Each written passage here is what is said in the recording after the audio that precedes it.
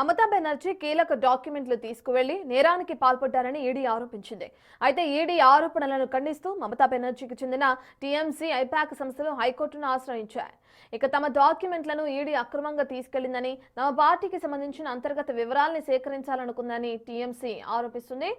ఇక తమ ప్రైవసీకి భంగం కలిగించారని ఈడీ ప్రయత్నించిందని కోర్టుకు తెలిపింది. తమ వద్ద సేకరించిన డేటాను భద్రంగా ఉంచేలా ఆదేశించాలని కోరింది. తమ పార్టీ వివరాల్ని, ప్రణాళికల్ని బయటపెట్టాలని చూడటం సరికాదని తెలిపింది. అయితే ఈ ఆరోపణల్ని ఈడీ కొట్టిపారేసింది.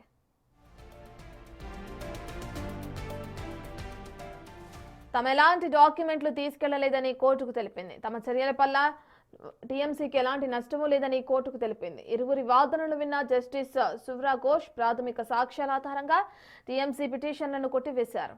ఈ అంశాన్ని సుప్రీంకోర్టులో తేల్చుకోవాలని సూచించారు.